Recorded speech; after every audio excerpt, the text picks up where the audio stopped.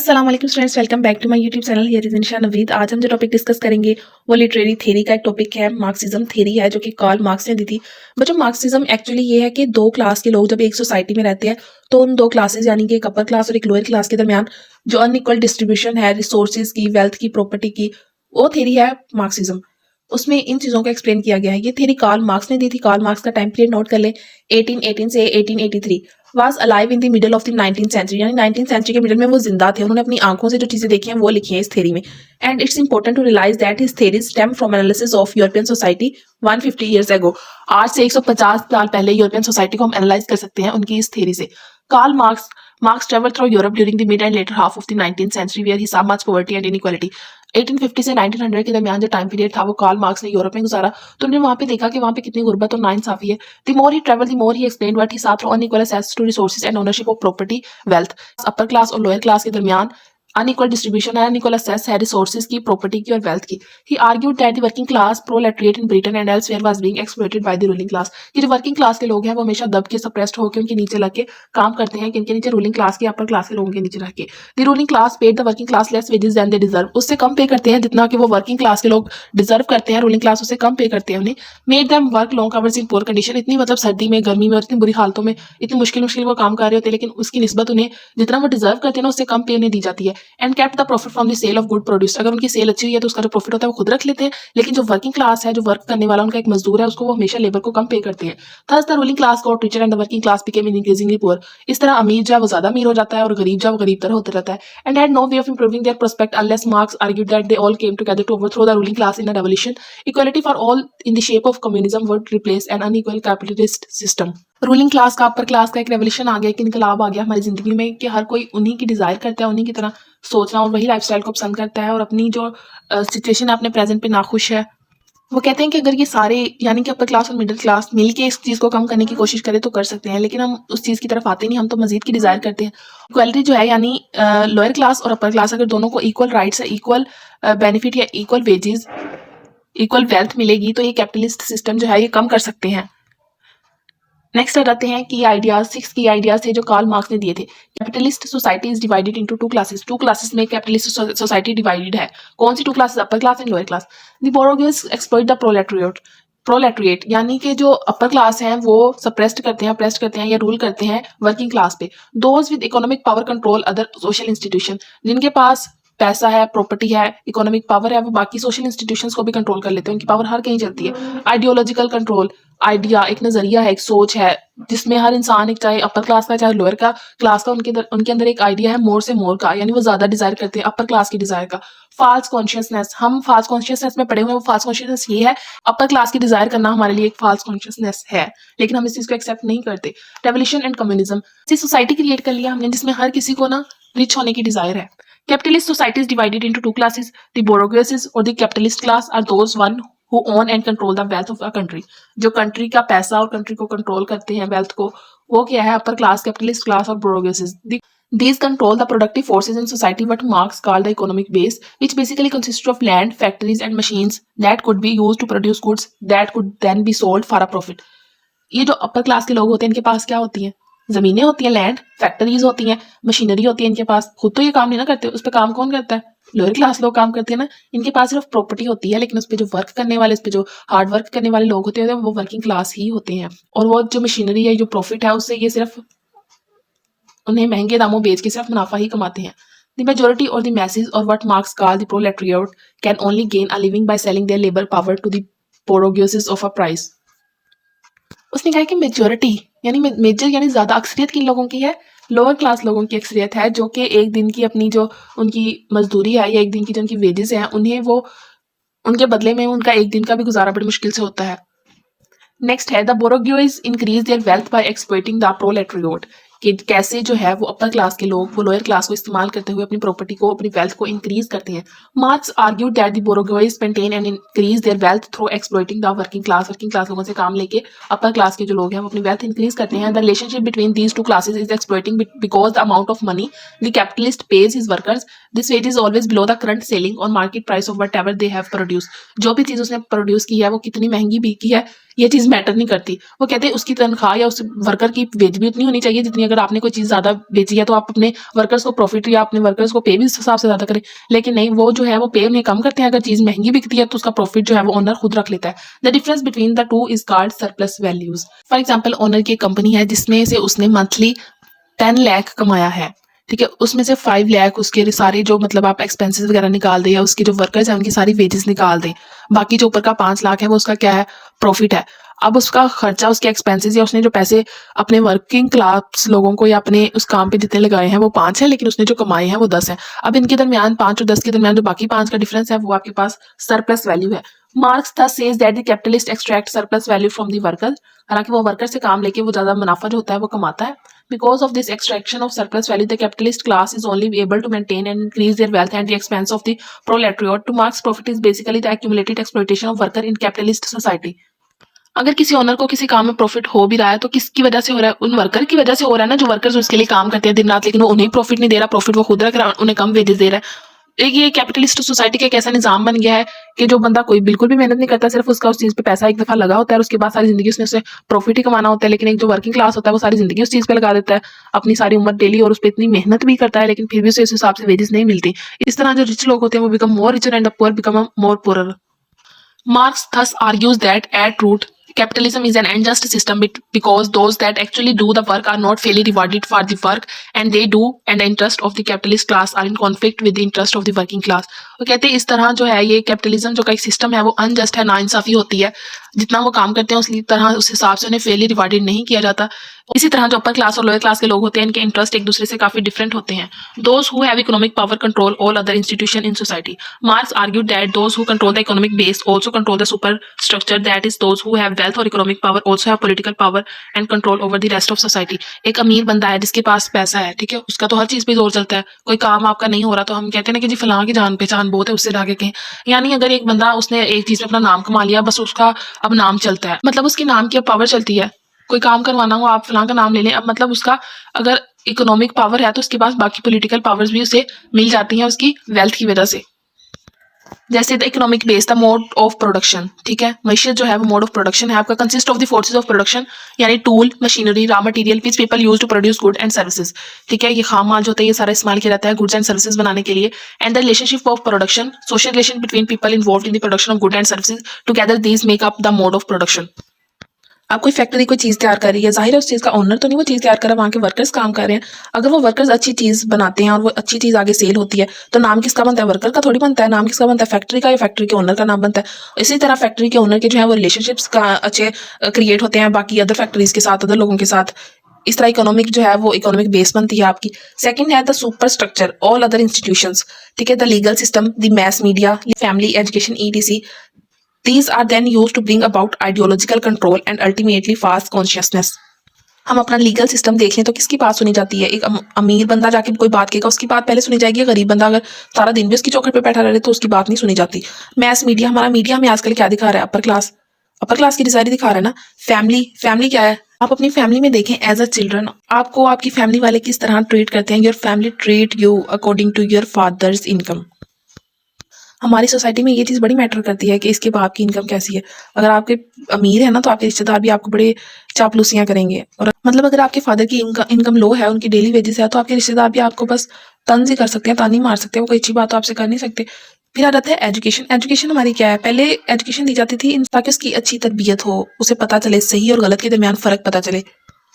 अब हम एजुकेशन में इसलिए अपने बच्चों को दिलवाते हैं कि पढ़ लिख के बड़े आदमी बनोगे जी, ज़्यादा पैसे कमाओगे, पैसे ज़्यादा कमाओगे, ज़्यादा बड़ा घर लोगे, गाड़ी होगी, तो इसलिए तुम्हें पढ़ना पड़ेगा बड़ा आदमी बनने के लिए, इसलिए हम एजुकेशन देते हैं। यानी हमारा एजुकेशन सिस्टम भी किसकी तरफ है, किस चीज़ की डिज़ायर कर रहा है, अपर क्लास की, रूलिंग क्लास की ना। ये जो चीज़ें हैं ये हमारे आइडियाज़ को कंट्रोल कर रही हैं, ये हमारी फास्ट कॉन्शियसनेस है। Ideological control. Marx argued that the ruling class used their control of social institution to gain ideological dominance or control over the way people think in society। वो कहते हैं कि अपर क्लास के जो लोग हैं वो अपनी पावर को यूज़ करते हैं, अपनी कंट्रोल को यूज़ करते हैं और डिफरेंट हमें इंस्टीट्यूशन, डिफरेंट सोर्सेज के ज़रिए हमारे आइडियाज़ पे डोमिनेंट हो रहे हैं कि हम भी उनकी तरह डिज़ायर करें। अब ये हमारे सामने सोशल मीडिया इन्फ्लुएंसर्स हैं, व्लॉगर्स हैं, या फिर हमारे सामने टिकटॉकर्स हैं, वो कोई चीज़ न्यू ले लेते हैं, किसी ने मर्सिडीज़ ले ली, किसी ने आईफोन ले लिया, वो जल्दी से हमें शो करवाना क्यों चाहते हैं।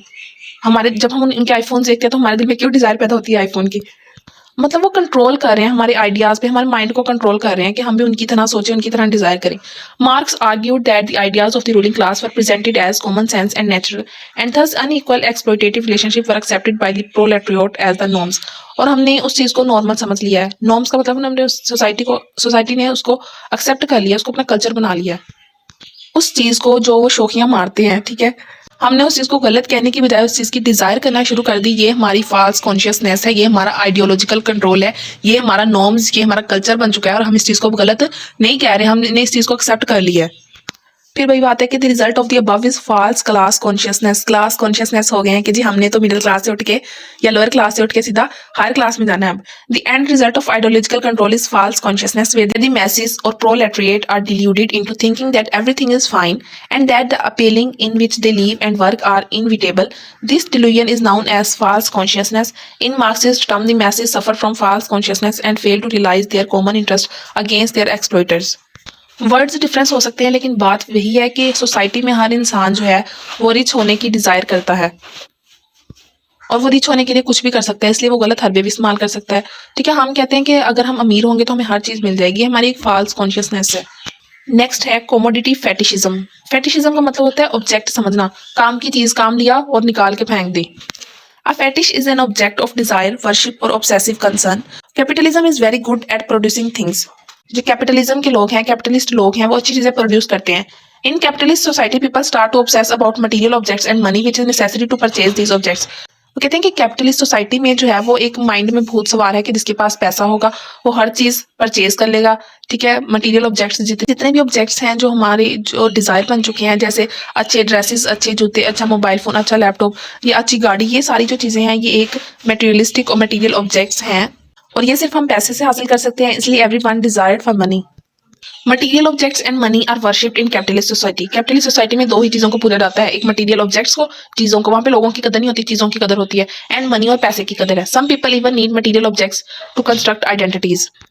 मतलब उनकी अपनी कोई आइडेंटिटी नहीं है, वो अपनी वजह से फेम नहीं हासिल कर सकते, वो आईफोन या गाड़ी अपनी या महंगे महंगी चीजें ड्रेसेस दिखा के वो ज्यादा फेम हासिल कर लेंगे। मतलब वो कहते हैं कुछ चीजों को, कुछ लोगों को जरूरत होती है उन ऑब्जेक्ट्स की अपनी आइडेंटिटी, अपना फेम हासिल करने के लिए, और this is partly responsible for keeping most of us in false consciousness. और ये चीजें हमें फॉल्स कॉन्शियसनेस में रखती हैं, हमें उन चीज की डिजायर में डाल देती हैं।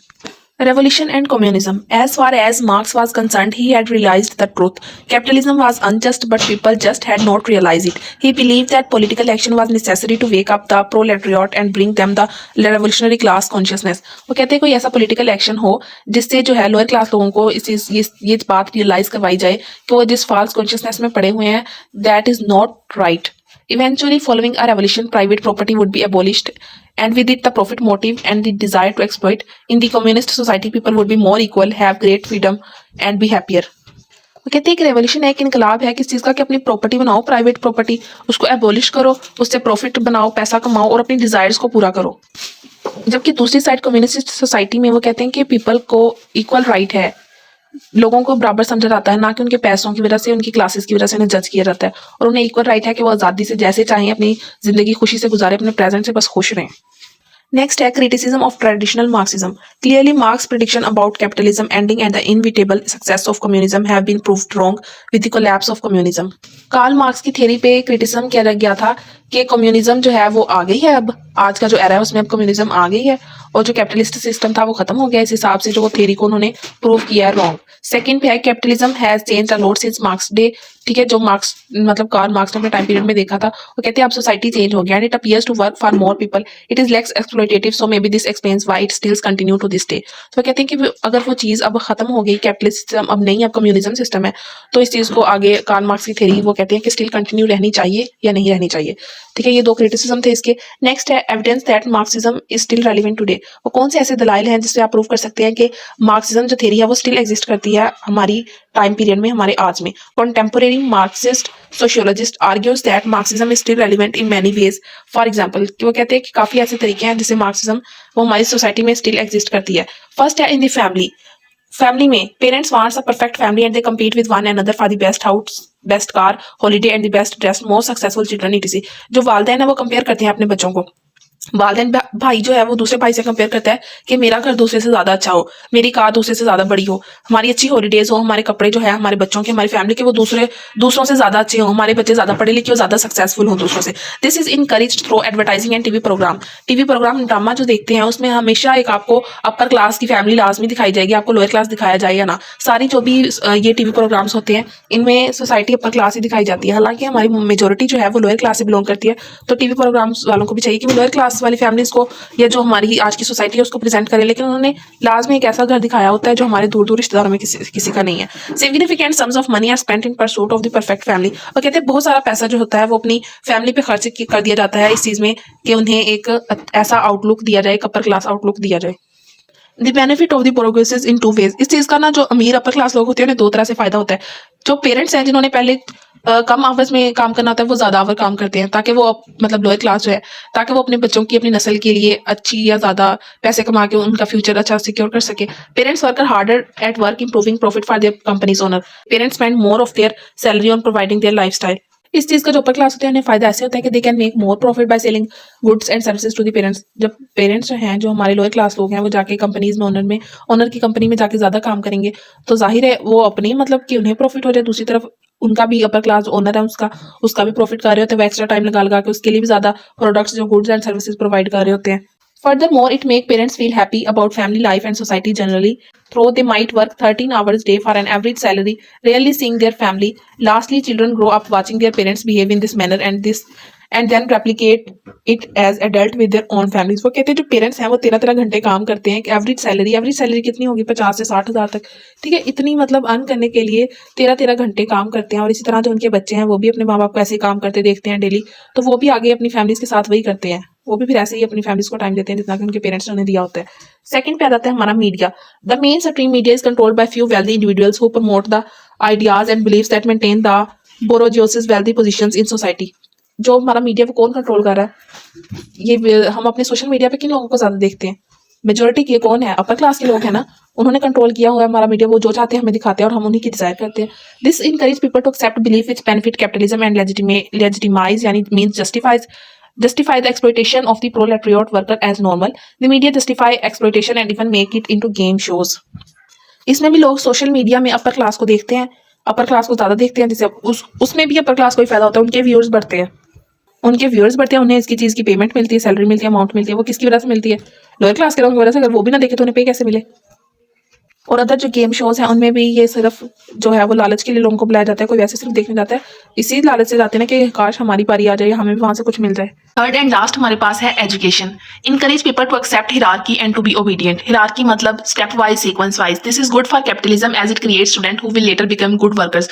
अब जो स्टूडेंट होते हैं, आप अपने साथ वाले स्टूडेंट्स को देख लें कि इनमें से अगर आपकी क्लास में से 50 बच्चे हैं, ठीक है, उनमें से 40 जो होते हैं वो जॉब की तलाश में होते हैं, उनका अपना बिजनेस नहीं होता। कोई उनमें से 2-3 स्टूडेंट्स होते हैं जिनके फैमिली जो है वो बिलोंग करती है अपर क्लास से, तो वो अपना बिजनेस स्टार्ट कर लेते हैं, वरना मेजोरिटी जो है वो जॉब की तलाश में होती है। क्या बनते हैं वो भी वर्कर्स ही बनते हैं, good workers in future. Also school emphasise high achievement and high flying jobs. Implicitly, this means highly paid jobs, अच्छी तनख्वाह वाली जॉब होगी, better profits for company owners and more exploitation for the workers. Schools also encourage the idea people get what they deserve in education, when in reality educational achievement is primarily a result of the chance circumstances of your birth. School भी इस चीज़ को encourage करते हैं कि आप जो चाहते हैं वो आप हासिल कर लें, ठीक है। वो आप कैसे हासिल कर सकते हैं जी, अच्छी आपको अगर मार्क्स होंगे तो अच्छी जॉब मिल गई, अच्छी अचीवमेंट उससे हासिल कर सकते हैं। लेकिन वो कहते हैं कि इन रियलिटी जो आपकी हाईली एजुकेशनल अचीवमेंट्स होती हैं वो प्राइमरी रिजल्ट होती हैं chance of circumstances of your birth. जो आपकी किस्मत में लिखी होती हैं वही चीज़ें आपको मिलती हैं, अगर वो अचीवमेंट और सक्सेस आपका नसीब होती है तो आपको मिलती है।